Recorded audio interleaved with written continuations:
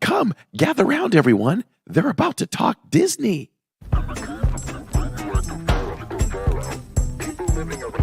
I am still so confused as to whether I'm going to eat at Connections or Creations. So the only way I can keep them straight is I have to think, okay, well, my mouth connects to my stomach, so I guess that's Connections.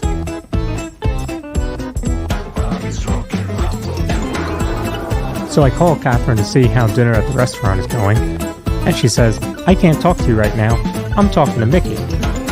So I'm like, okay, here's the big cheese. I get it.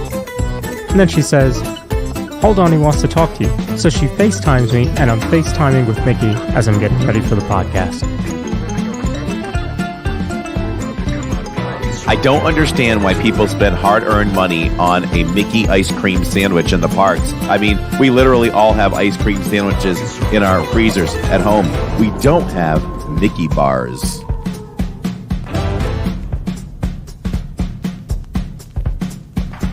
From the mind and creator of the Disney YouTube channel Living In Diz comes a whole new Disney podcast. Okay, can we talk some serious Disney here now? Nope. Get ready for all the Disney knowledge that you can handle. It's Corey. It's Lawrence. It's the DIZ Pod.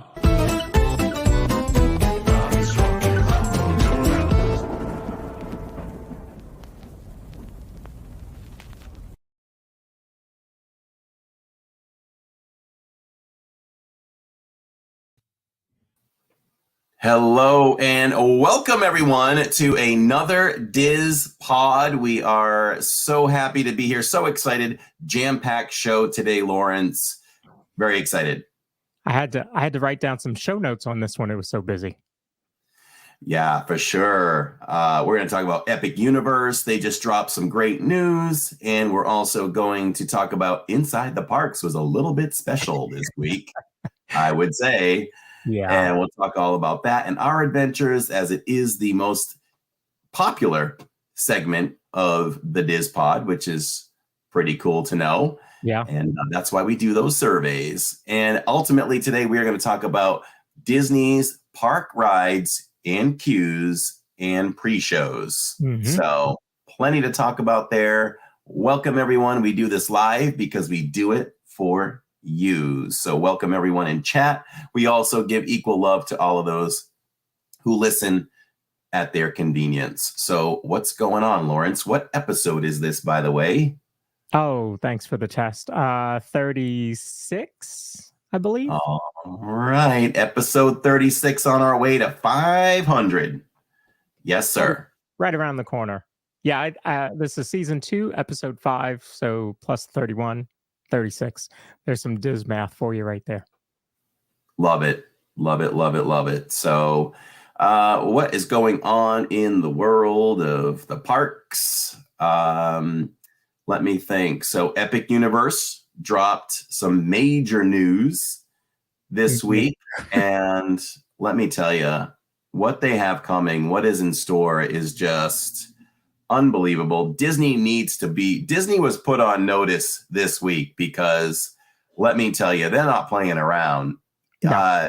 They have this entrance called Celestial Park, and it's a park. It is Diz. I mean, it's all centralized all the way down the middle, leading up to a huge hotel resort, and it's beautiful.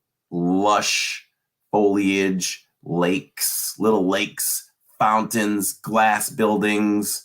This is going to be, it's appropriately named because I keep saying epic. It's going to be epic. Yeah. Just to be able to walk that and enjoy that. It's like how we walk through Epcot, Dreamer's Point. Mm-hmm. Like, okay, we had a good feeling. We love walking through it. It's tradition now for us to sometimes end the stream there, but also stop there before we may go out to Spaceship Earth and end the live stream there. this is on steroids, man.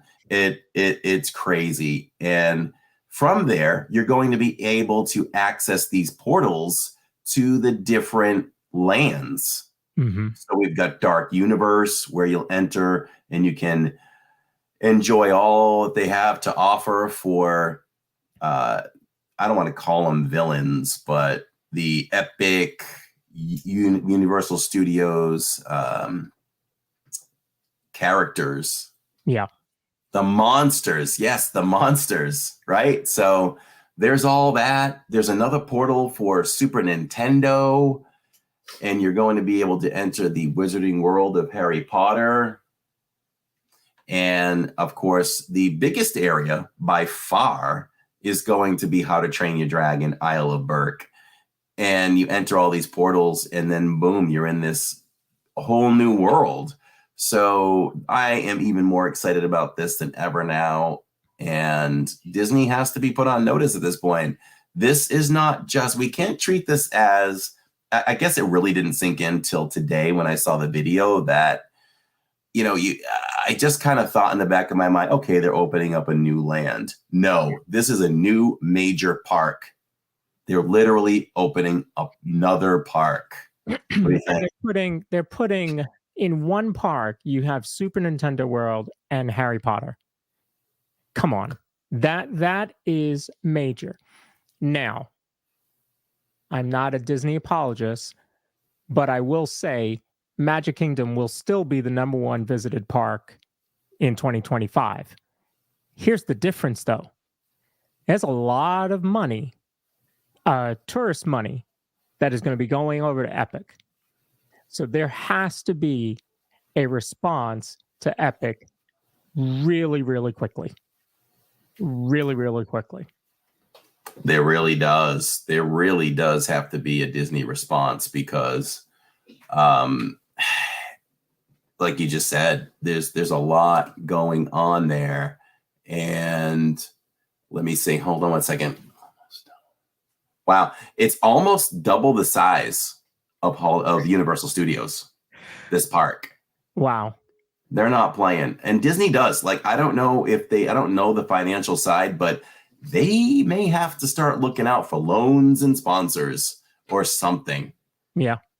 Like you said, I mean, I don't know numbers. Like, do you think that Disney will show a significant dip in the parks in 2025 and 26 to be hurtful or not?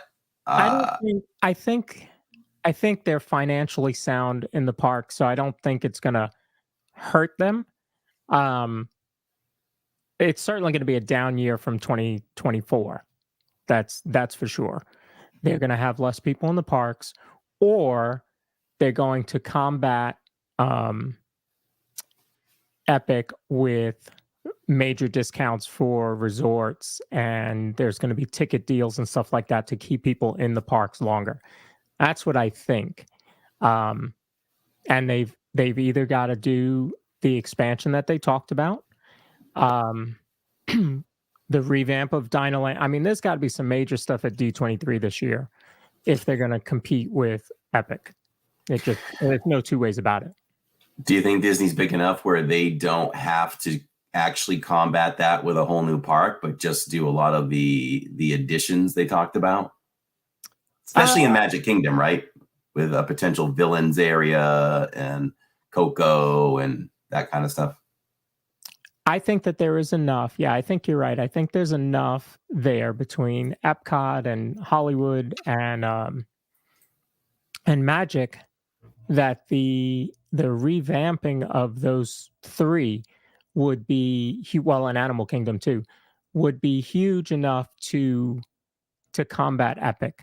But I mean, now you're talking about how soon is that going to happen, because a lot of that stuff was still blue sky. So if, Dinoland isn't being torn down for 4 years, then what do you do? Because now you're talking about losing money to Epic and Universal for at least 3, 4, 5 years before we see something come back. So I don't know. It's going to be an interesting couple of years. I will certainly spend some money at Epic Universe, no question about that. But whereas for us, Universal used to just be a one-day park, or Universal and Islands of Adventure used to just be a one-day park. Epic on its own looks like it's got to be at least a 2-day park. I don't see how you could get through Epic Universe in one day. I mean, you could probably spend most of one day in Super Mario Land or Super Mario World. Yeah, I'll have to look at some videos of what goes on over there in Hollywood and see if it's actually a park that you can spend most of the day in. Yeah, that's the thing, right? I mean, so you have to think about that. Is Epic Universe a one-day park? Yeah, I don't think it. Looking at it, I don't think it will be, especially in the beginning, because everything is new. You're going to want to do everything, and the lines are going to be out of control. So, Super Mario World's going to have 2-hour waits for everything, probably, if not more. Mm-hmm. I want to thank Mark L for becoming the latest member of the LID Club. Congratulations. That gets your name highlighted in green. You get to use all the emojis, as well as you get access to the members only podcast, which we just did a half hour ago. And what else can I tell you? And you'll get your name. It depends. I don't know what level of member he became. If you're at least a Magical Express member, and then Skyliner and Monorail, you would be able to participate in having your name in the credits at the end of the park live streams. So congratulations. We appreciate you so much. Thank you. So yeah, and in chat, PDC says Universal versus Disney will come down to the quality of the ride.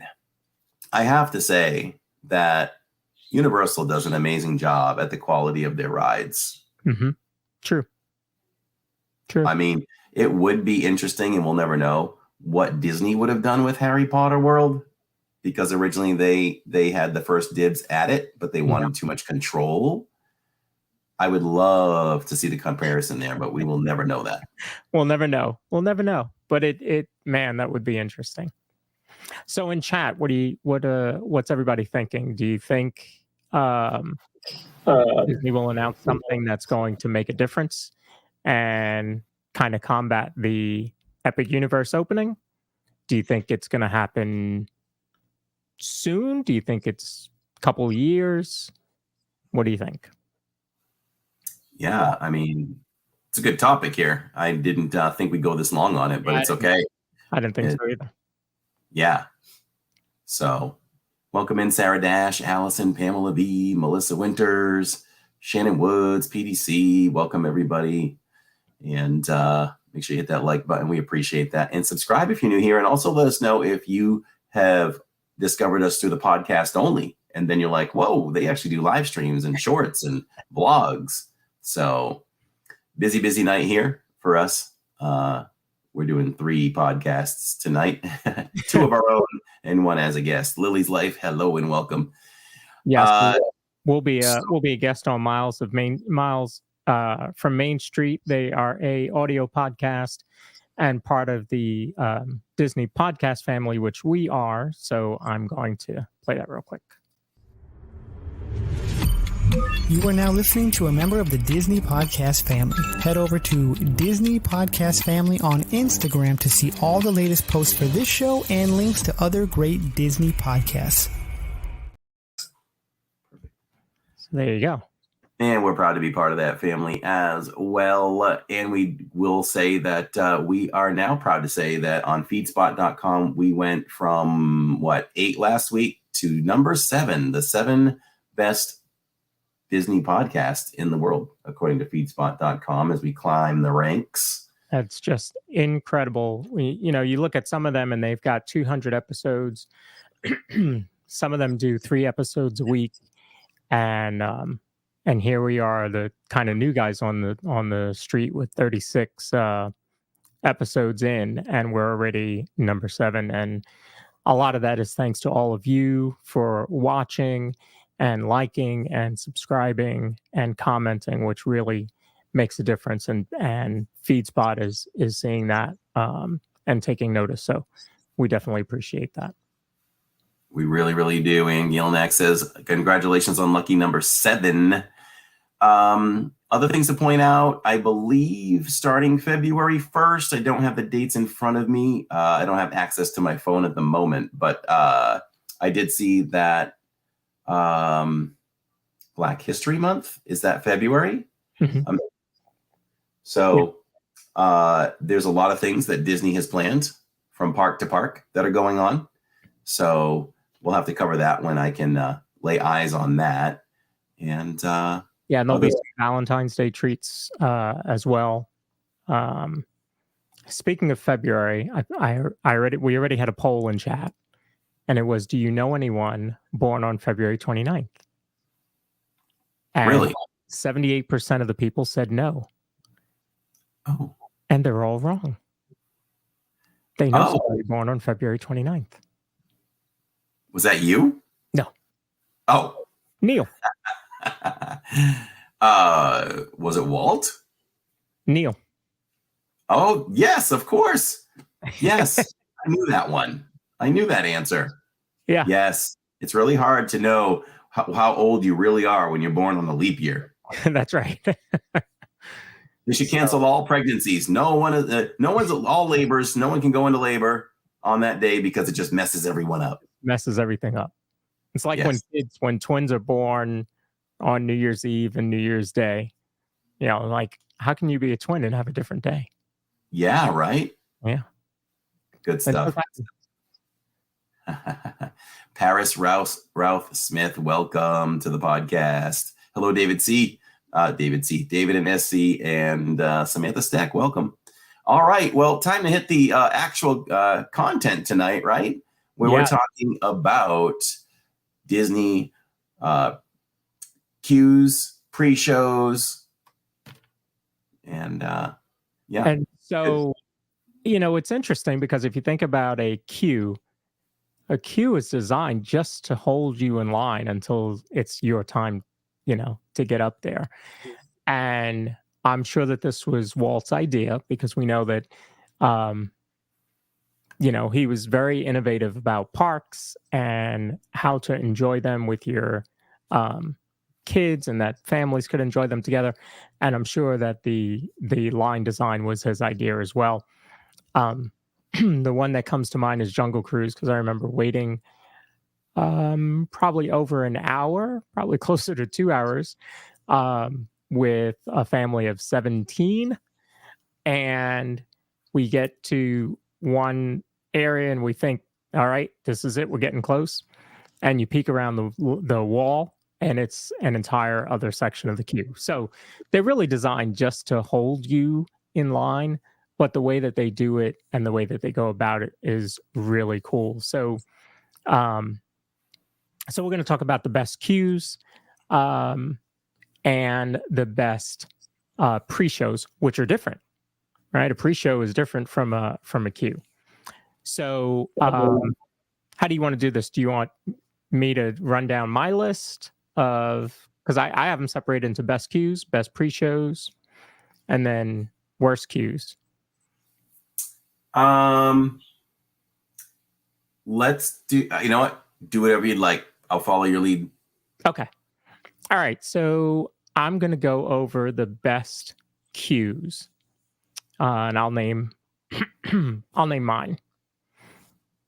All right. So for me, a queue, you've got to have stuff to look at to keep your mind off of however long that wait is. So for me, I like Expedition Everest. You got a lot of quote unquote artifacts out there as you're walking through the queue. Another fun one, they're right across from each other, Toy Story Mania and Slinky Dog Dash. Toy Story Mania, you have a lot of the board games and dominoes and Uno cards and that kind of stuff. Tinker Toys. And Slinky Dog Dash, kind of the same thing, but it's more toy-based than game-based. I think Toy Story Mania is more game-based. Tron,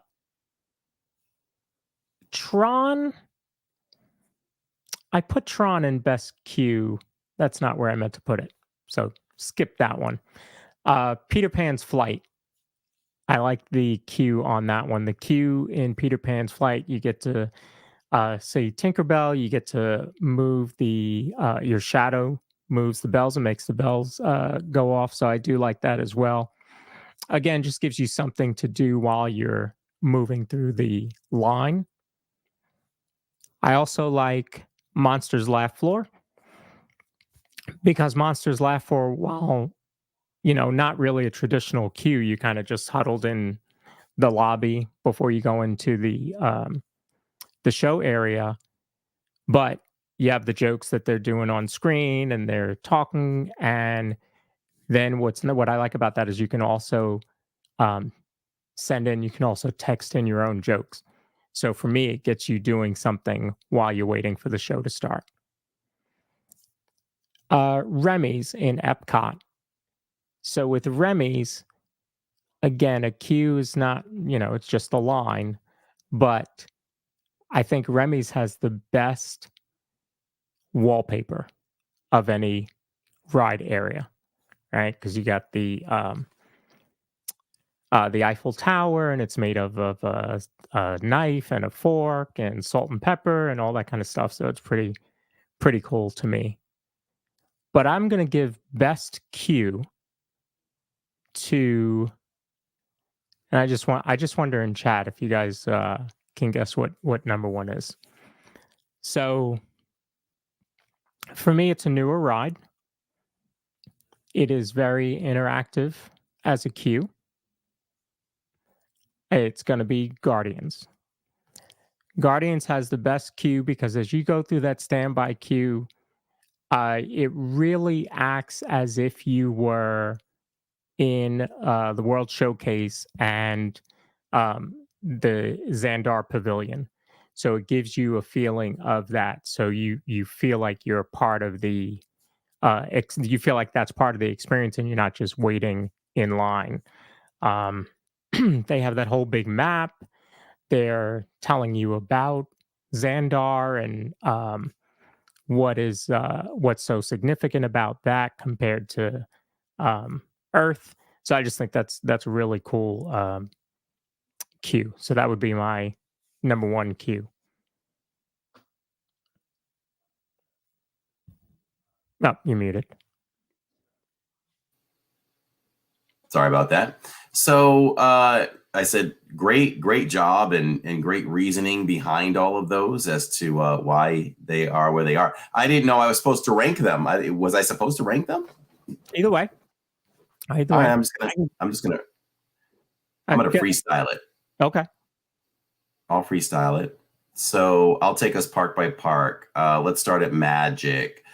I'll talk about some of my favorites there. So Haunted Mansion is, you got the stretching room and the queue is pretty short. So once you're in there, it's pretty fast.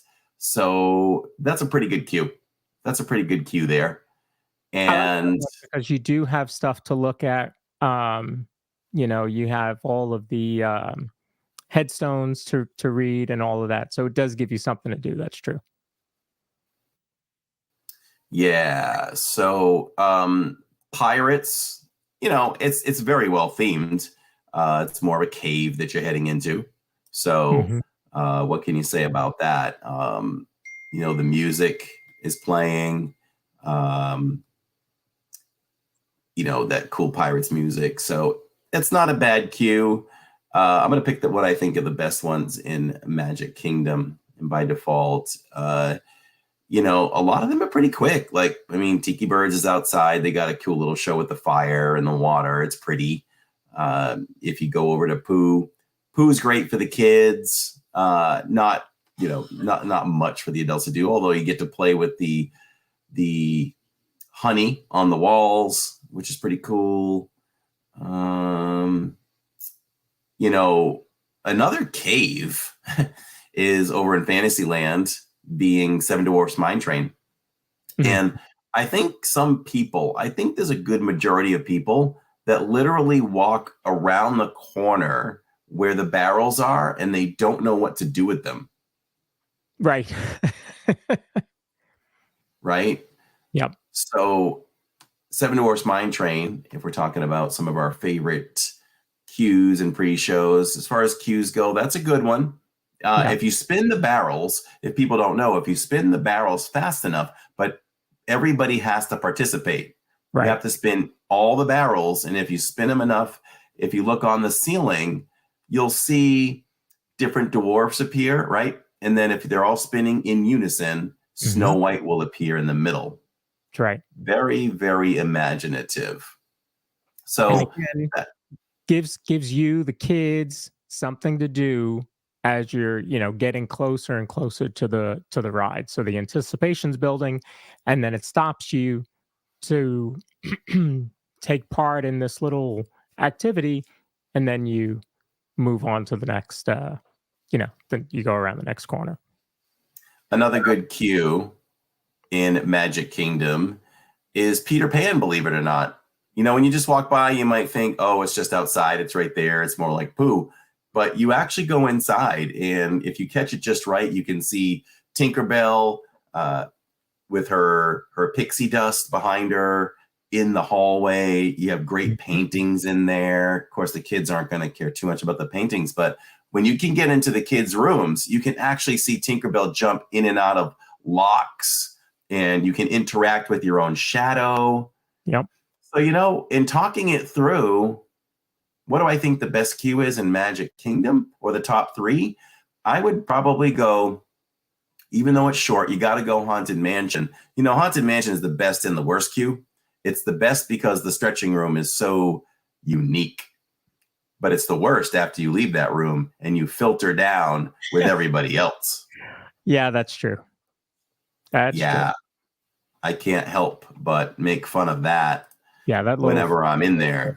And they just slam you, or you come out of the room and you're probably 8 wide, and then you got to go to like 1 wide. You're basically doing single file there. Yes. So that's number 1. Number 2, I would probably go. I'm still going to go Pirates because you can't do that. You can't take the love of the ride and have that influence you for the queue. So with that said, I'm going to go Peter Pan number 2 for the interaction that you can have with Tinkerbell. Okay. And then I'll fall back to Pirates because, there's it's a cave. There's some cannons and things like that. But I just love that classic music so much, and you get to enjoy that and kind of gets you excited for the ride. So those are my top 3 in Magic Kingdom. If I go over to Animal Kingdom, let's take that one because there's a lot less going on. So if we're going to take into consideration Bug's Life, we'll look at Everest, like you had mentioned, Flight of Passage, and am I really missing anything at that point for cues over there? I'll probably take those 3. Believe it or not, Bug's Life is really good. I mean, it's amazing. When you look at the architecture as you get closer to the tree of life with all the animals carved into it is really cool. Yep. And even the posters, when it comes down to the posters are so Imagineer-like, right? Yes. Beauty and the Bees. Yeah. You ever hear Beauty and the Bees? You can hear Beauty and the Bees on Park World Radio. Oh, I didn't know that. Yes. So if y'all haven't heard that, definitely go to livingindiz.com. Over there, it's an amazing website. No one has a website even close to it in the Disney community. I'm very, very proud of it. Check it out sometime. Check it out often because it does get updated weekly with our schedules and much, much more. But I will say Park World Radio is on there. And if you haven't heard of Park World Radio is Disney Parks music 24 hours a day. And it can get addicting. And now and then Beauty and the Bees will come up. So I don't know if I can reproduce this, but they're playing, they sing or they buzz Tale as Old as Time. Ah, okay. So it's like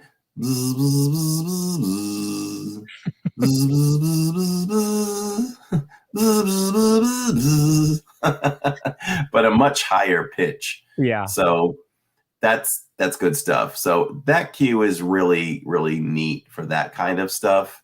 But I still think that nothing can be outdone by Flight of Passage. Come on, floating mountains and waterfalls. And when I look at that thing, it's like I'm looking at it for the first time every time. So that has to be a clear number one. When you're inside, guess what? You're in a cave again. Do you sense the theme? But, you know, once you're inside, there's still some really cool stuff. The theming is off the charts. Yeah. So I'm going to go Flight of Passage number one. Of course, you have Na'vi River Journey too. Well done, but I'd probably sit that at number 4, and I would tuck Everest in at number 3. The Tibetan theming is really cool. It really is cool. All the artifacts, and it makes you just wonder when you're going through. I always think of it, how much of this stuff was actually used? Right. Yeah. Or did we just do such great creation? We made everything look like we pulled it from the mountainous area. Yeah, I often wonder that when I see that, or the stuff in Jungle Cruise too. Like, how much of this is real, or are they just reproductions just for the queue?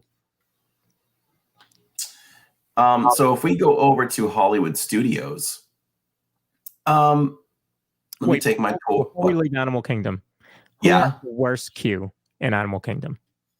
Oh, well, let's do that for every park. Who has the worst queue? The worst queue for Animal Kingdom. You know, at first I thought of dinosaur, but then I remembered they have actual dinosaurs in there. There's good little history in there. So I'm going to say that's okay. Boy, do you have anything in mind that I'm not thinking of right now? Yeah. I have to say that did come to mind. And I'd probably have to go with that. Not that it's bad, but you're simply outside with a lot of foliage. There's a video playing. It's good. It's informational, but nah. So and Magic. Oh yeah, what's the worst in Magic? The worst queue in Magic. I mean, you could select quite a few. I mean, I think it's too easy to do something like Goofy's Barnstormer. Even Little Mermaid, you're in a cave again. Yeah. But there's enough along the way that's kind of fun. You meet Scuttle and you get to see the little crabs moving around. So I would probably say, well, I don't know. I'd probably just say maybe Small World. You know, you can see the ride, but there's no, and maybe they felt like they didn't have to do much along the way because you can see the ride. You can see the clock is pretty amazing though. Yeah. So the clock is pretty amazing. Disney Park said Small World, but somebody else said the one I was thinking of. I'm going to agree with Bree. Let's go with the Speedway. There's nothing there, but it's fairly similar to Small World, right? Where you can see the rides. So there really wasn't any work put in while you're in line. Yeah. And it's loud and you can't even talk to each other because it's so loud. So yeah, that would be my choice. David Nessie went with Astro Orbiter. Yeah, that's pretty rough. You're tied in there with People Mover and the launching pad. There's just so much there. I thought about Carousel, Dana. Hello, Dana. I thought about Carousel. The only thing with Carousel is it's not really much of a queue because you're really just standing there until the next show lets you in. So I think they get a pass from me on that one. I was wondering if there's another one. Yeah, People Mover is kind of just a line. But yeah, Astro Orbiter is pretty bad. It's pretty bad. Oh, you know what? I'm going to agree with that one. I mean, you go on an elevator and you're up there. It's not the greatest of queues for sure. And then you get out of the elevator and then you got to stand there again. Like, yeah, it's weird. Unless the elevator is the pre-show. I don't know. Yeah, the elevator is the pre-show. Let's go. But, at the same time, I don't think we can criticize those queues for what they are, because it's just the way that the ride is set up. That's all. Yeah, exactly. Yeah, that's why I give those a pass. Well, Shannon, I think the teacups fall right into that same category. If you think about it, right? Let's think about this. With the Dumbo queue, you could actually give them kudos above all of those, because they simply could have just put you in line outside anyway. Right. But what did they do? They created a play area for the kids. That's right. Mark L says it isn't great for Barnstormer either. No, it's not. It's not. That goes right in that same category. So we kind of found a new category here. Yeah, those are pretty standard. You're just waiting in line, and a lot of times it's outside, and you're not covered, shaded. So yep. And in Florida, I don't know if you know, but it does get hot in Florida. So being outside in a queue as you're waiting for a ride, not the most fun. So if we jump over to, where are we going? Hollywood Studios? Yeah. Hi, Dana. We're heading over to Hollywood Studios next? Yeah, Hollywood's next. Okay. So let's talk about what I think are the top themes, and then I'll sort them out. Just like David Nesty says, you have Smuggler's Run. You have Millennium Falcon. If I jump over to Toy Story, we can really put Swirling Saucers in that same category as the queues that aren't the greatest. Yeah. Could be much more there. Yes. They did stop. They had that thing that the kids always used to hit. It used to, I guess it kind of rocks back and forth. It makes this really loud noise. They stopped that from moving. I remember being on that waiting, and it's just so loud and annoying, and I would get a headache. So they did stop it from moving. So that was good. Richard Gelati's mentioning Indiana Jones, AJ Hatt's Muppets 3D. So already I'm thinking that Hollywood Studios overall might have the best queues. So AJ Hatts, I'm with you, but that to me is a pre-show, not a queue. Which we're going to get into. Yeah. You notice I've been separating them as well. Yeah. Yeah. Bree says Hollywood Studios has a lot of excellent queues, so I would say Alien Swirling Saucers would be the weakest link, in my opinion. Yeah, right now I'm saying yes as we walk ourselves through this here. Yeah. So listen, there's a lot of great queues to consider. There's all the Star Wars ones, including Star Tours. Absolutely. I'll say this: the queue that they dropped the ball on, though, is Mickey and Minnie's Runaway Railway. And you know how much I love that ride. That queue really lacks, and it doesn't even compare to Disneyland's. No. I understand it's a theater, so you got to do something with that. But, okay, Disneyland, they put a popcorn area there, where you can buy a fake popcorn window and things like that. I think they could have torn that up in there and still incorporated a lot of that. So I really think they dropped the ball. Was it lazy? I don't know. Did they want to preserve the look? It's probably more if they want to preserve. I don't know. It's Disney. We cut corners now when we design things. So did we just try to cut corners, or did we think that we wanted to stick strongly with that theming and we're just going to see a movie and all of a sudden we end up within the movie? Hey, Taylor Chicago, always great seeing you. So I'm not a big fan of that queue. I mean, yeah, I'm not. We'll get to the pre-show, but not a big fan of that queue. Now that queue does extend but you're really only you're inside where you can see the ride, Right. with cartoon wooden walls. So let's back out of that one. So that's my thought about Mickey and Minnie's. So I mentioned Tower of Terror, hopefully.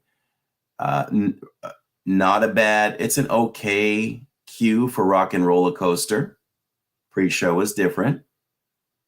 And I think that we've kind of touched on everything, right? Of those types. So what I think are the best ones, let's sort those out. Toy Story Mania. Okay. Super theming in Toy Story Mania. Yep. That has to be considered. Smuggler's Run, we're going to put in that category of maybe, we might do a top 5 here. Smuggler's Run, Rise of the Resistance. We can throw in Star Tours. And we can throw in Hollywood Tower of Terror. And I would probably go with those. So my number one, you know what? This might shock you, but of the 3 Star Wars ones, what do you think? What do you think I would choose for number one? Falcon. Yes, absolutely. I mean, Rise, guess what? You're in a cave. Exactly. So with Rise becomes a whole nother debate. We'll go back to Rise in a second. So if I'm going to give number one to the Smuggler's Run because of the Falcon, you probably have to go. I would take Star Tours over Hollywood Tower of Terror. And then would I do Tower of Terror over Toy Story? So when you go, there's some great theming there at Tower of Terror. I'm going to give it the edge, but there's so much great stuff going on in Toy Story Mania. So creative. Yep. No, I'm going to take that back. Toy Story Mania, number 3. Hollywood Tower of Terror, number 4. And at number 5, Rise.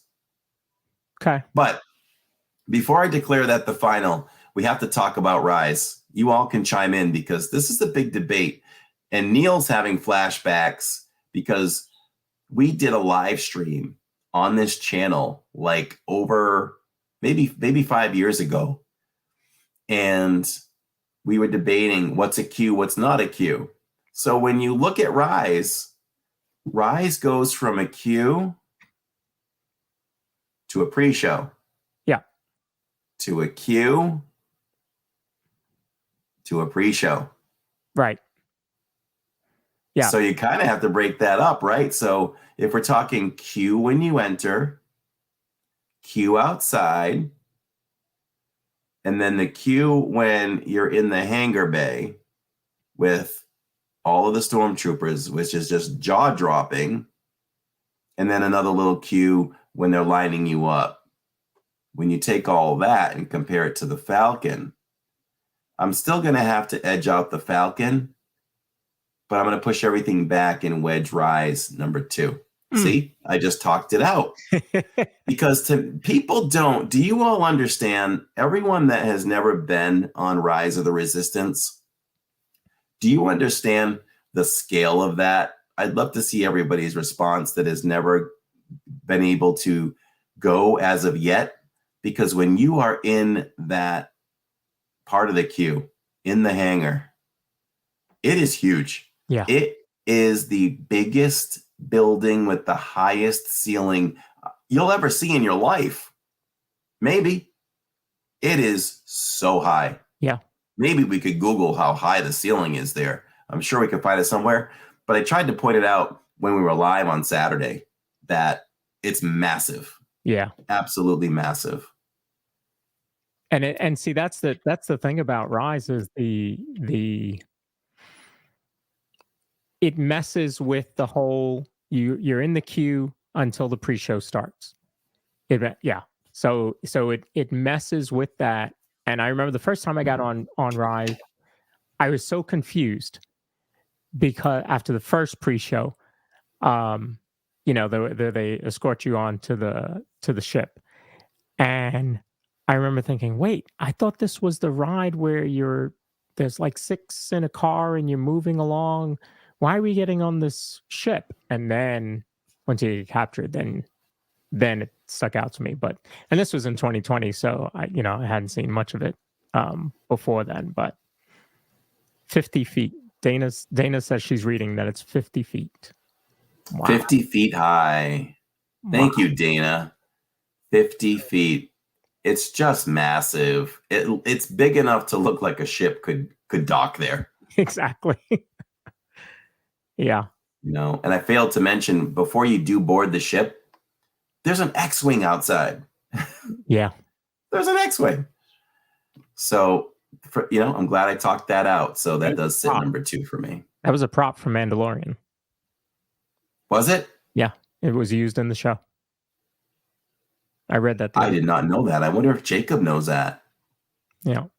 Yeah. So cool. Richard Gelati thinks that the room with the troopers is the pre-show. I would agree. It doesn't feel like a queue to me, probably because you're not lined up standing next to bars and chains. So it doesn't feel that way.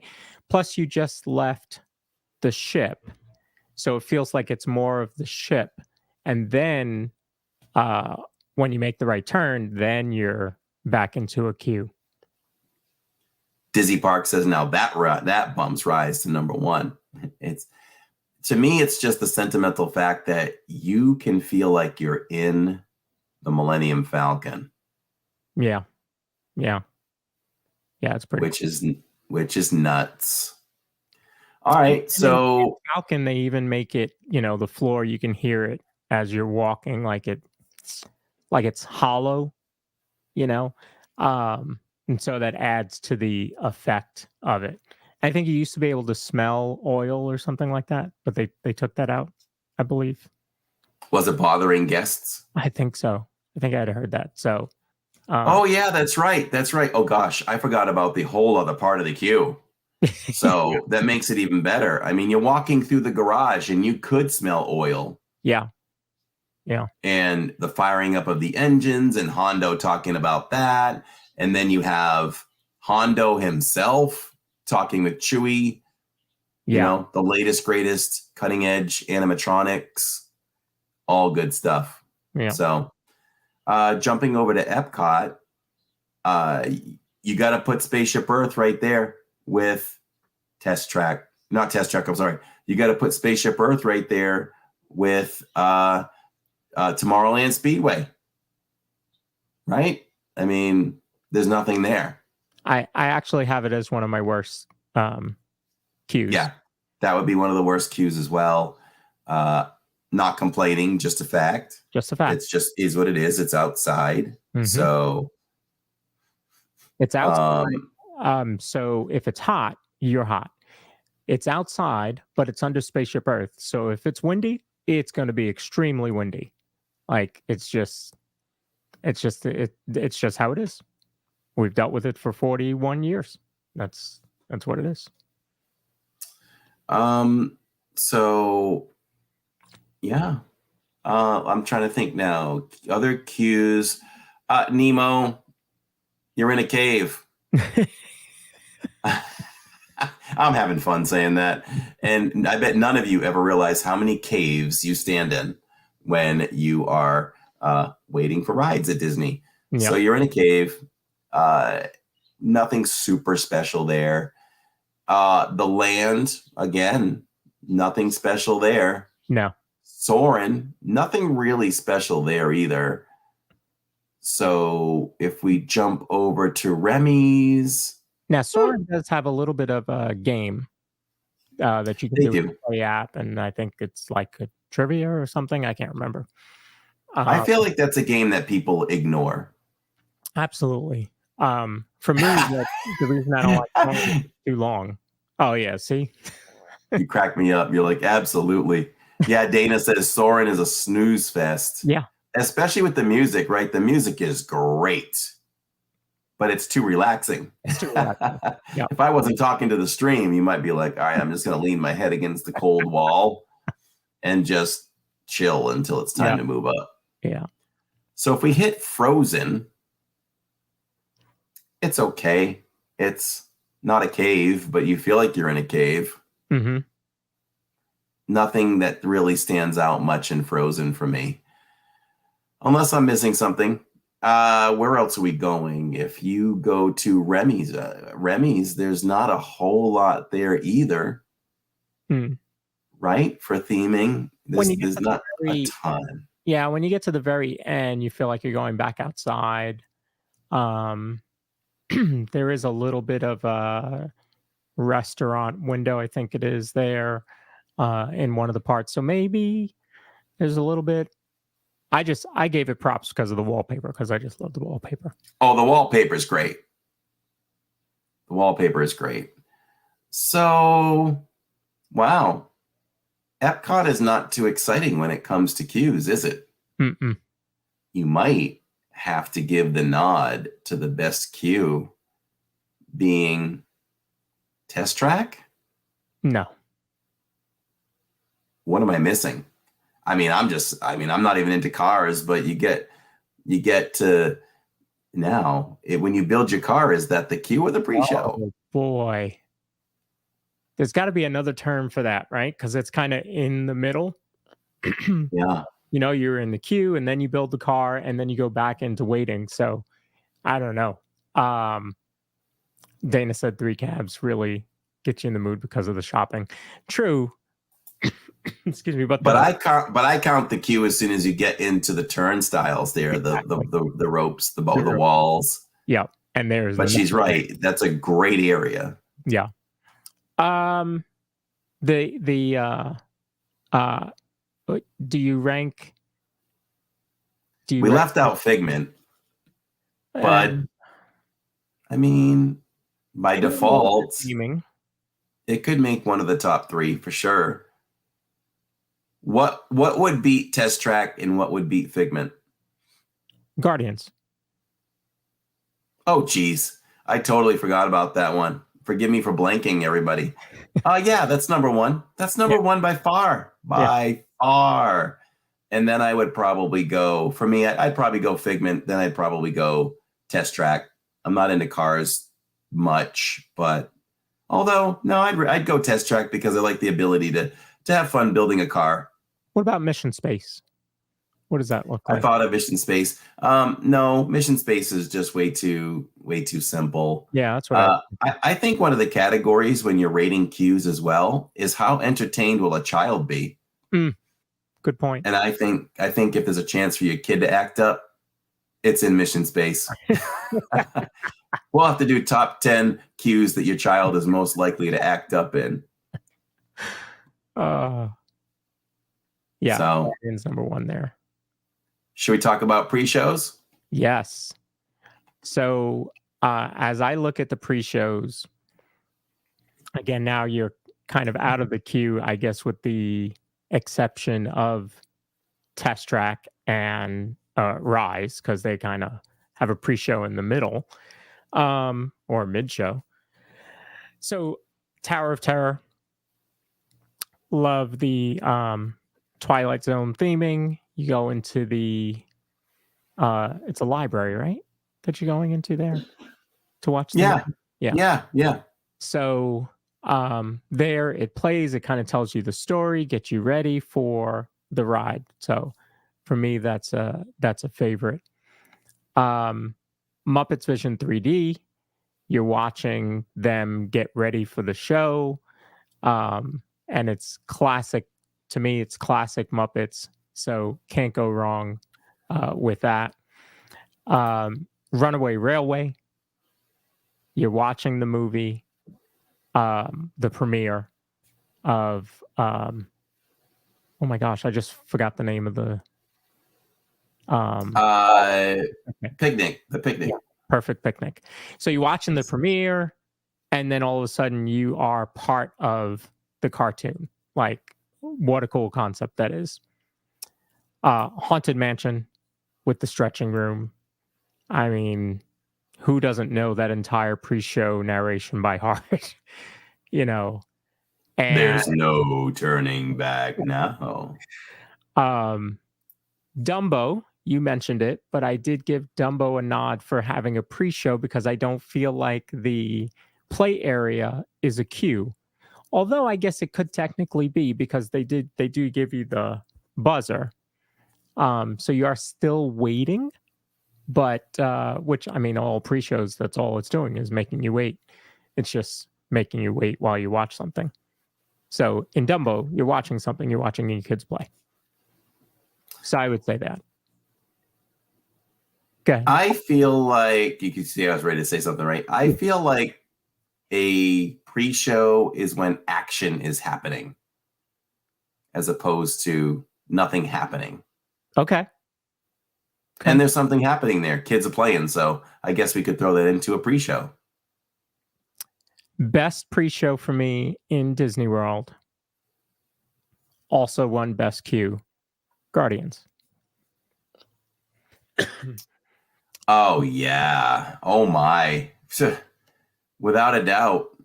I have to agree. I was hoping to not agree with you, but just for variety, but yeah, I have to agree with you. That pre-show, again, you're in a massive room, you're teleported onto this ship, and you're right in the middle of all this drama unfolding. Absolutely, without a doubt, the best pre-show in Walt Disney World is that. Now, if I want to break it down, are you done? Yeah, that was my top. If I want to break it down park by park, this is good. We're getting two different views, your top 10 overall and what we think. And I like to talk things out, but I'll talk this out quickly here.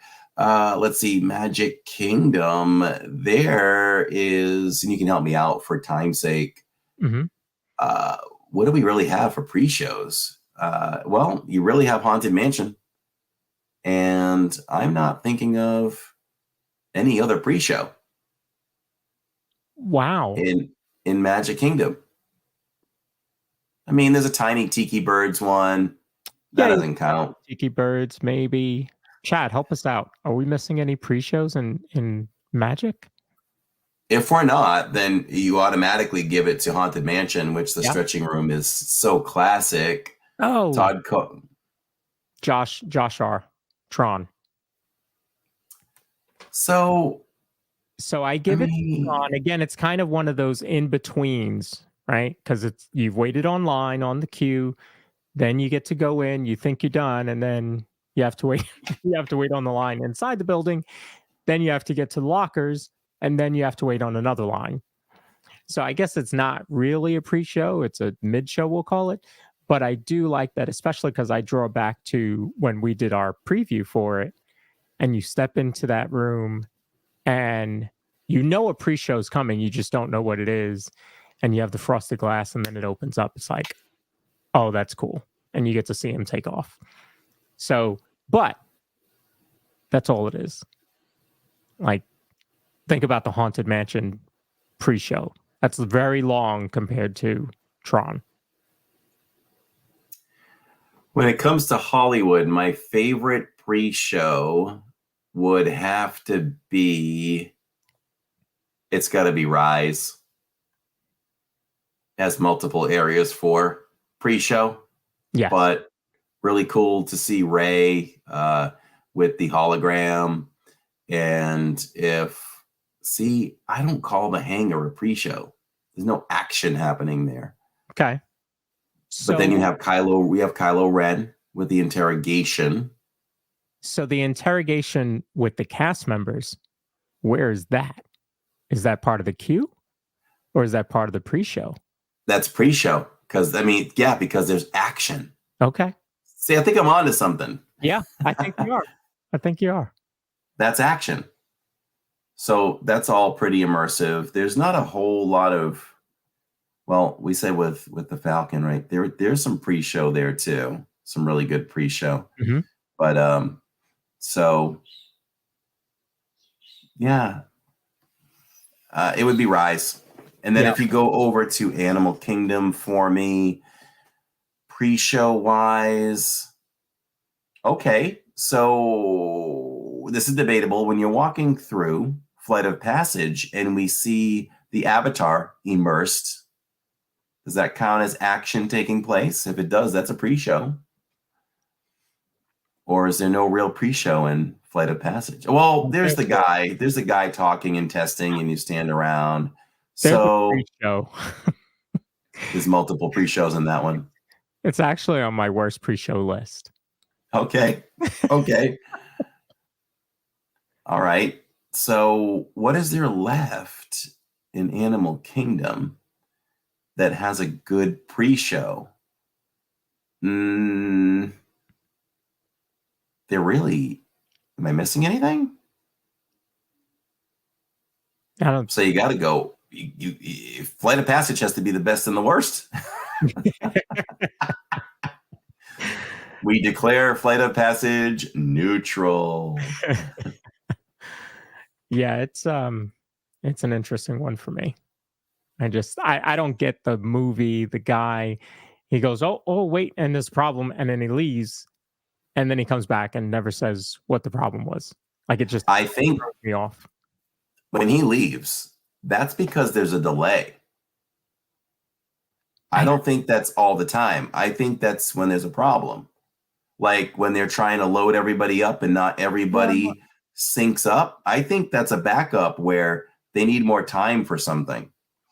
Yeah, but in the video, when he says, you know, oh, hold on, and he leaves and then he comes back, I don't know. I think that's always there. You know what we need to do? We need to ride it 35 times in a row and just see if it changes. Let's go. Let's do it. Disney Dina says, waving our arms on Flight of Passage pre-show. Yeah. Yes, it's action. We're part of the pre-show. Move around a little, says Shirley Renee. So, yeah, there's not much there for pre-shows over at Animal Kingdom that come to mind for me. Listen, Dinosaur is one of the worst in all of Walt Disney World. I hate it. Yeah. Okay? I hate it with a passion. Yeah. It might be, you know what it is? I think if people love it, it's just for the sentimentality of it because it's classic Disney at this point. Right. One large dino or whatever. Yeah, that's one we wish we could just skip all the time. Like when COVID was here and they weren't doing pre-shows, we were like, we get to walk right through. That's the worst pre-show. Yeah. Maybe on the planet. So Epcot pre-shows, let's see. Test track. Yeah. I don't know what we're calling that. We didn't declare that a pre-show. So I mean, there's a little pre-show in Mission Space, but that one is pretty boring. Mm-hmm. I mean, they're doing what they need to do. They're making you feel like you're going to be a pilot and or whatever. And I get it. It's just not super interesting. Yeah. So pre-shows. I don't think there's a pre-show in Frozen. I don't think there's no pre-show in Remy. There's no pre-show in Spaceship Earth. There's no pre-show in the land. Soarin', no. I don't think there's a pre-show in Epcot. Except for Guardians. Yeah, which is the best. Yeah. By default. And it has, which is funny because it really, to me, is I think it's the best on property. I do. I think it's the best pre-show on property. I was thinking about Rise, but because Rise does have so much going on, but so does Guardians. So this was a really good subject in debate. I think you and I sliced and diced it like no one else could. Yeah. In the way we did it. Yeah, this was fun. Yeah. We want to thank Steve Bullock for dropping the latest LID club member gift. We just love the support so much, Steve. You know, the mutual love back and forth. And blast the chat for Steve Bullock for that's Steve Bullock and Tony for dropping that gift. I don't know who picked it up because I don't have the live stream up. Richard Gelati? Yeah. Richard Gelati, congratulations. Anyone listening, make sure if you want to be qualified for a free 30-day membership, in the description of all of our videos, just go down and hit the opt-in link, and that will opt you in so YouTube knows that you would like a chance at a free membership. It's good for 30 days. You get your name highlighted in green. You get a loyalty badge next to your name. You get to be You have access to the members only podcast that happens before this podcast, and so much more. You get your name in the credits at the end of future live streams, as well as get to use all the fun emojis. And did you all notice Walt made his debut as an emoji? Oh, I see that. Yeah. I think I'm going to be a little bit more active in playing with our adding emojis, because I just realized I can do it on the go now in the app. Very So cool. we'll be able to give you all more variety with that. So let's hit up our sponsor. Sharon wants to know, do you think the pre-shows are too long or long enough? I think there's an easy answer for that. I think, I'm proud of myself coming up with this because it's on the fly. The pre-shows are exactly as long or short as they have to be. Yes. So we can't complain about them, because if you had a shorter pre-show or queue for something, you're going to have the chance to be a little bit more bored. Yes.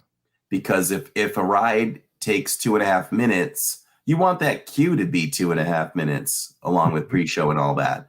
Otherwise, you're just gonna have some downtime and you're forced to talk to your family. So that's a joke.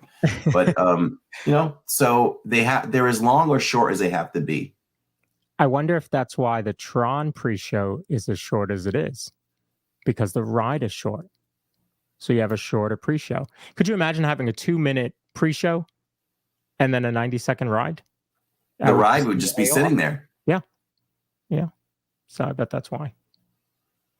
Very cool. No, Alicia, your name turns green no matter what membership you have. Mm-hmm. So, and we're supposed to have the ability to give memberships now as well, just a few a month. But I haven't seen that we have that option yet, Lawrence. Yeah, I don't think it's rolled out to all channels yet. All right. But it is coming. As many memberships as get gifted on this channel, you would think we would be one of the first to get it, because our members are very, very giving, and they share memberships with others like I just don't see anywhere else. Yeah, you all are amazing, and I can't thank you all enough for spreading the love for the LID memberships, for real. And you're right. I'm sure you're right that, no other channel shares as much as our channel. Yeah. And anyone coming in, just discovering the podcast, just want you to know we are live from Disney parks 2 to 3 times a week. We also put out shorts and vlogs when we can. So there's a lot of variety and goodness going on. We have a website that really stands out. So you can always check that out, and you can always sign up for our email that also stands out, which is all top quality. And all you have to do is go to livingindiz.com, and you can go down to the bottom and you can put your email in there. You won't be spammed. I usually only send out 1 email a week, and it's just a simple 3-page email letting you know what's going on for the week on the channel. It's 100% handled by me, so I won't sell your email or anything. So just a good thing to have if you love the channel. Yeah. There are multiple ways to be informed on this channel as to where we're going to be and what we're going to do. So there's that. You ready to do Inside the Parks? But first, hit up our sponsors. Let's go. All right, everybody. We'll be back in a minute and a half, right after we just pay homage to our wonderful sponsors. Looking for a home that offers the perfect blend of luxury, comfort, and convenience with Disney World in your backyard? Victor Naraki is a licensed realtor with Vision Home Real Estate LLC. He is here to help you find the home of your dreams. With over 13 years of experience in the vacation home market and a proven track record of success, Victor is the perfect partner to guide you through every step of the home buying process. So why wait? Visit DisneyAtYourDoorstep.com today to learn more about Victor's exclusive range of properties and schedule a viewing with him today. Your dream home is just a click away. If you're planning your next Disney vacation, consider booking with Your Magical Adventures Await. Claudia is a Disney travel agent who can create a magical adventure to any Disney park worldwide. including Walt Disney World in Florida, Disney Cruise Lines, Alani Resort in Hawaii, and guided group vacations with Adventures by Disney. She can also plan Universal Studios trips. The best part? If you book with her, her services are free. Disney pays her to help you create a seamless, magical adventure. Her availability is unmatched, and you can contact her Monday through Friday, 9 a.m. to 8 p.m., and Saturday and Sunday from 12 p.m. to 6 p.m. Make your magical planner Claudia interesting today from Your Magical Adventures Await by calling her at 956-455-8049. You can also follow her on Instagram, all one word. Winter is not too far. Every time we do the podcast, I realize I still haven't edited out that spot. So have we put that in the checklist? It is in the check. The to-do list. The to-do list, yeah. Yeah, we have a long to-do list, folks, just so you know. We do. And it's good. It's good to go back and check it out because there's so many things we want to do for the channel, and we never get to everything. You know, it's almost like I view the channel like Walt viewed like Epcot or the entire parks, where it's always evolving, always changing. I guess he never really said maybe he did, that it'll never be done. Like I don't think I'll ever get this channel to operate to the optimal point that I would love it to be. I mean, I would have to be full-time doing this to do it. And even then, because you would be in it so much, you would find 10 other things every time. So no, it'll never be done. No. Yes, if you care enough and you're a perfectionist and you really want to put out the best quality to your viewers, it would be never ending. Yeah. Never ending work. Walt said Epcot is in a state of becoming. Yes. And the channel is in a state of becoming all the time. Dana said earlier, do you feel like any of the queues are too much? A la the Haunted Mansion. Can you answer that? I'm not sure exactly what she means by that. She says, I guess I missed the old queue. I find the new one has too many bells and whistles. Oh. So maybe overstimulation before the ride, maybe? I don't mind it. No, I don't mind it. I don't mind it. And when you're in the longer part of the queue, you know, you can read the tombstones and things like that. Mm-hmm. So no, again, I think what they do with the queues is what they need to do. Like it's however long they need to entertain you before you get to the ride. And never thought of this before, but the queue has to match the ride time, at least minimally, right? Obviously, you can be in line for an hour for a ride that lasts 2 minutes. Sure. But you can't be in a queue that, lasts a minute with a ride that lasts 2 minutes. Right. So, all right. Time for some Inside the Parks before we wrap this baby up. I think we might have something to talk about.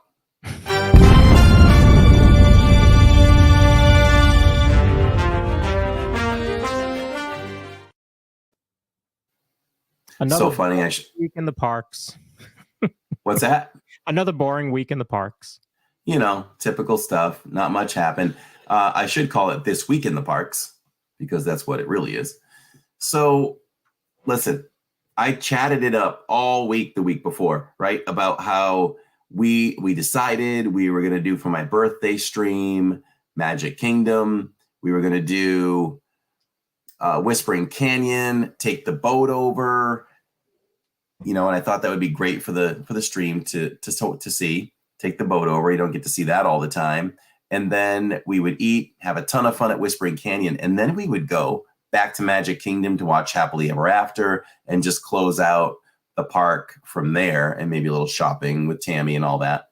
Well, things shifted on Thursday night when I took the stream shopping after a night of Hollywood Studios on that Thursdays. Well, we saw a little sign that said you could meet Ashley Eckstein, who is the voice of the animated Ahsoka Tano from all the Star Wars series.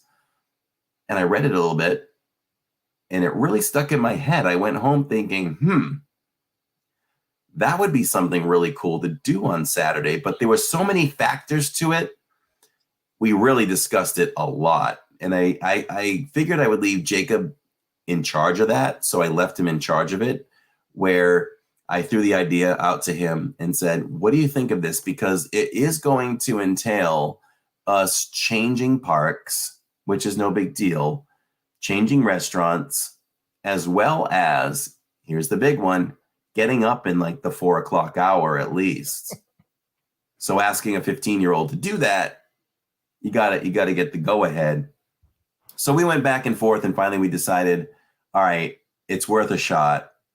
But then it became, what time do we leave? Yeah.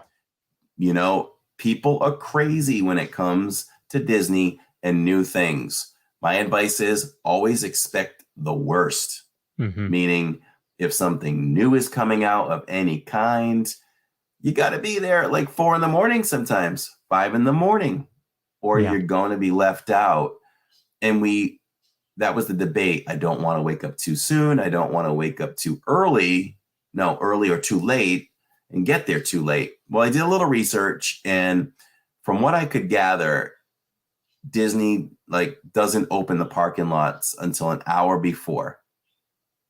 So I knew that the parking lot was going to be open at 7:30 for early park guests, because they would get that first half hour, 8:30 to 9. But then I thought, okay, when your car enters I just call them the turnstiles or whatever, if anybody doesn't know, when you come to drive in at Disney, it looks like toll booths, and the cast member comes out and scans your Magic Band, or you pay for parking. And I thought that there was a good chance that could be really backed up off the exit. Right. We rolled the dice. We got there about 7. Little after 7. No, a little before 7. Just before 7. I think about 7:50. And so in doing that, we did get lucky. There were just a few cars ahead of us, and they chose to park on the side of the road. Because if you drove right up, it was all coned off, and cast members were waving you to actually pull a U-turn and leave. So we pulled over and we followed everybody else, and I thought we were going to be able to stay there until it was time. But eventually a security guard came by and addressed every car on both sides being on the side of the road and said, safety hazard, we can't be here. So I did the U-turn, drove out about 1.5 miles, couple miles, and came back around as slowly as I could. And I actually timed it where it was like 6 minutes to open.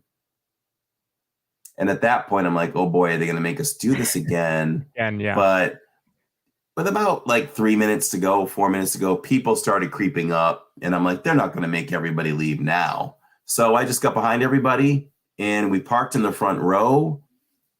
And at that point, we're still worried. I'm a little bit nervous. Is this going to work out? It's scheduled for the stream. I want to make sure this happens. And to that point, I was still really nervous that it might not happen. But we're observing, and okay, we parked in the front row, and we're heading in.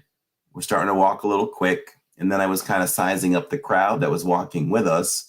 And Jacob's like, what do you think? And I was like, oh, okay, well, those two guys over there, they think they're going to ride Small World today. They have no idea what's going on. I'm like, oh, those people dressed in Ahsoka outfits. You could kind of tell who you thought might be there for that event. Yeah.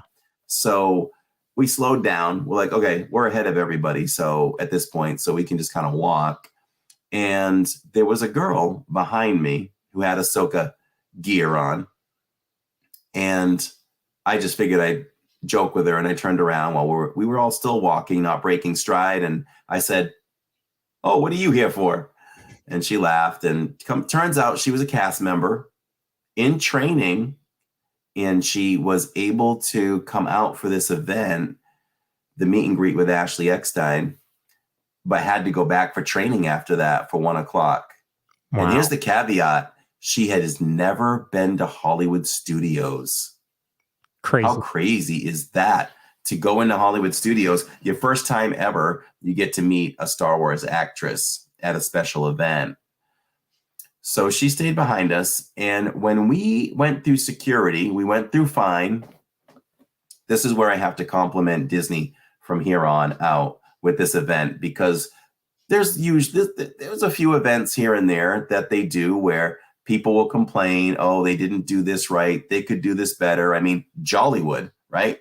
Mm-hmm. The biggest, that had some of the biggest issues, and then they fixed them. But this event, I hope that, and I don't know if this is the first time they've done things so well in an event like this, or maybe it doesn't happen much, but 1000% kudos to Disney, because from there, they had 2 areas you could go to. If you were an early park guest, you went in that line, which was massive. There had to be 500 people minimum waiting to get in the gates. Mm-hmm.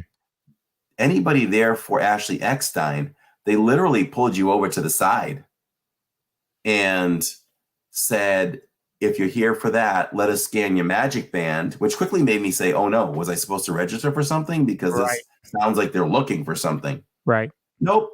They just scanned the band and they said, follow that cast member and they'll put you in a line. And I said, does this mean we're guaranteed to meet her? Yep. And I was like, oh, stress-free from that point on. Right.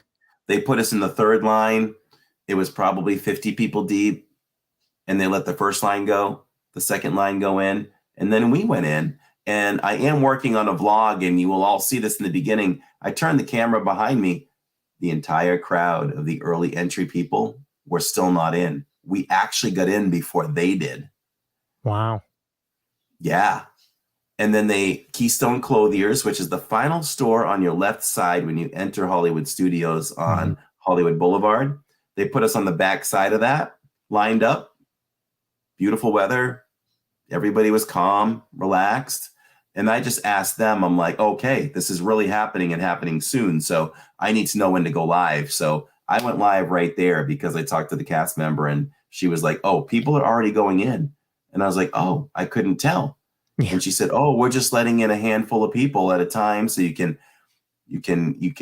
shop, or take your time, look at the merchandise, make your choices. We want a pleasurable experience. I was like, wow. So I went live. We grabbed everything we wanted first, size-wise, to make sure we secured that. And then we just went back, and I had Jacob stand in line, and I showed all the merchandise, took as much time as I needed. And we got our wristband, and we went in line, and we waited to meet Ashley Eckstein. And let me tell you, Ashley Eckstein is an amazing person. So sweet, so genuine. You wouldn't know she's a celebrity. She took her time with everybody, at least an average of 3 minutes. And I did see her meet that cast member, and she was in tears, that cast member. I just got chills from from head to toe watching her meet her. And that was really cool. And to meet Ashley, I decided I wanted to do 2 things with Ashley. I wanted to get her to take the stream, and she did, and said hello to everybody, which is a short. If you all haven't seen it, it's a short on the channel now. Ashley took the stream. She had fun with that. And I got to do Yoda. I get to perform Yoda for Ahsoka. And she's funny because the second time I did it, she stopped and she was like, you're way too good at that. So that was a fun meeting. And you know what I regret? I talked to Jacob about this because we all know Jacob is a little quieter. I didn't want to overstep him. And I feel like I did. I said, let you speak first, and totally forgot about Jacob in the moment. He said it was okay. He said the real joy was to be able to meet her. But as a dad, a caring, loving dad, I still felt badly that he didn't get to exchange words with her. You get to hug her. You get to enjoy the moment. But I feel badly about that part. But all in all, amazing experience. And I did learn later that not everybody was guaranteed to meet her. They were supposed to do a hard cutoff at 11:30 or so. And she stayed and met every single person. And the rumor is like till at least 2 or 3, 2:30. Wow. And then we went through the park day. We did a 14 and a half hour stream or whatever. I held on. I held strong. There were moments where I was fatiguing. I was tired, but we made it through. And I was willing to leave after we saw the first 2 groups of the lightsaber groups or whatever. But Jacob wanted to stay. So I stayed for him. And we watched them all. And that's probably the longest span where I've spoken the least in a live stream. So beautiful day. Great day. And we decided that we will be doing another like 14 somewhat hour stream on May the 4th in this very same park. So it'll be a lot of fun. You'll be there. Other friends will be there. And I can pass the stream around and I don't have to have it for 14 hours. No. Although I don't mind having it for quite a bit of that. But, I'll have Tammy to pass off to, you and Neil, if Neil joins us for May the 4th. So it'll be a good time. Alicia says Jacob is so kind and sweet. Actually, in the middle of that stream, right, we went over to Roundup Rodeo Barbecue. I don't ever even know if I say that right. And y'all can go over and watch that review of the restaurant. We break it down food by food in detail. And I really think Jacob came out of his shell a little bit. I complimented him that he was really funny on stream at times. And, I think he needs that encouragement because he is shy like that. He really is. No, he did a great job that whole day. But especially during Roundup Rodeo, I thought he did really well. He did, and he was really funny. He said some kind of line like, this chicken is so dry, it sucked up every ounce of saliva from my mouth. Yeah. So, it certainly was a great father and son day. I cherish those. And if you ever ask me what my favorite moments are with the channel, a lot of them surround our father-son days at the park. And unfortunately the girls couldn't join us. Tammy was under the weather and she chose to rest at home. So, and it was my birthday stream, but that's okay. I got a little lazy Sunday night with my cake. It was about 10 o'clock at night. That's when we do cake. And she's like, all right, round up the kids. And I was like, you know what? Forget it. Just leave them alone. They're in their rooms. Just give me the knife. I'm cutting the cake. So to me, it was the first time in my life I never put candles on. I'm like, I'll just make a wish and then we'll cut the cake. So, but Tammy said to me, she's like, you know what? Like the last 2 out of 4 years, I didn't have candles either. I'm like, oh, really? And if anybody wants to know what Tammy got me for my birthday, close your eyes. What do you see? Nothing.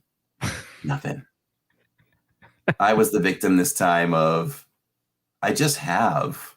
What do you get the guy that has everything? Yeah.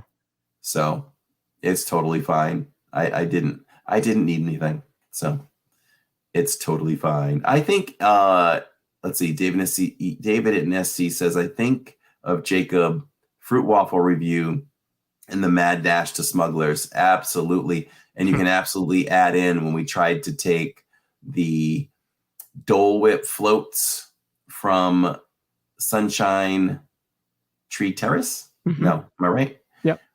All the way to Peter Pan in 101 degrees. Not happening. It doesn't fly. It was a terrific food review at Rodeo Roundup. Jacob was so natural and his comments are so true and natural. Thank you so much, Ann. He would appreciate that, and I'll tell him. So I'm going to leave it there. I think I talked a lot about inside the parks. We're at an hour and 30. Yep. We did a wonderful, wonderful job covering all those topics, I think. Yeah, that was very good. That was a lot of fun. A lot of fun. We're becoming more and more natural, I think, my friend, to just take those topics and run with them. Yeah. All right. It's good stuff. Let's move that DIZ Pod up another notch with feedspot.com. Listen, it wasn't even a week ago we were 12th. and we moved up 5 places. So I will take 7th, but if top 5 comes along, I'm okay with that. Yeah, Disney Dina says Jacob was super chatty. It was awesome. And Tammy says, didn't get anything for my birthday last year. No big deal. Just getting older. Yeah, I mean, there just comes a point where it's really hard to buy for each other because we just buy for each other during the year. Right, exactly. Yeah. So are we doing a Valentine's Day live DIZ Pod? I don't know. Hey, chat, what do you guys think? 2 weeks from... Nope. Yes, 2 weeks from today is Valentine's Day. It falls on a Wednesday. I don't know. I talked to Catherine. I didn't get an answer. So, ooh, that might mean you're not allowed to do it. We'll have to see. Time will be tight. I'm locked in for that Thursday. I can't do anything. Okay. So wait a minute. Valentine's Day is on. Oh, it's on a Wednesday. Yeah, I'm locked in for that Thursday for work, so I cannot do anything there. So we'll have to figure that out. Okay. David SC says, up to the wives. I know Tammy won't care. She won't. Because we would have an idea behind it. It's not like, we would just be doing a podcast that night. So I'm open that night. So it's all up to Lawrence, and we'll let you all know. Always leave it up to the bosses. But it's true. If Tammy was like, no, it's Valentine's Day, then I would. Look at that. She's like, we don't celebrate Valentine's Day. You know why? See if she agrees with me. Because Valentine's Day is every day for us. I was looking for a sound effect. I don't have an sound effect. Dana Bauerlein says $100 shopping giveaway to buy for your significant other. Well, I bought her something today for her birthday. And you know what I got? I don't need anything. Too bad. Oh, she says it's overrated. Ooh. Oh, wow. Okay. Tammy active in the chat. Wow. All right. We'll be back on the DIZ Pod next week, 7 p.m. Eastern time. Yep. And we enjoy all of your company. Thank you so much for helping this become the 7th rated podcast out of all the podcasts out there in the Disney community. And we hope to continue to move up. And if we don't, we're going to keep doing what we do. That's right. Yep. Immersed in love. Now, with a name like Immersed in Love, he's got to know about love. And he says, your wife listens to you. Your wife listens to your podcast. True love right there. Absolutely. Absolutely. All right, everyone. Thanks for joining us. If you join live tonight, we do it live because we do it for you. And thank you so much for anyone that does the re-listen. We appreciate that. Or the rewatch. We appreciate that as well. Classic DIZ Pods are dropping every Sunday on this channel about 3 p.m. Eastern time? 6 p.m. Eastern time, and it is non-video. And we're going to do that every week till we reach the 16 that I originally did as the DIZ Pod before it became this partnership with Lawrence. And I hope you all enjoyed it. We had so much fun doing it. We truly love you all. I don't just say that. The next park live stream is Saturdays back to Hollywood because Tammy hasn't been to Hollywood in a while. So you'll all see Tammy back. And we'll enjoy some Hollywood studios. So for the DIZ Pod, this is 2 Park Bros, 2 DIZ Pod Bros. I'm Corey.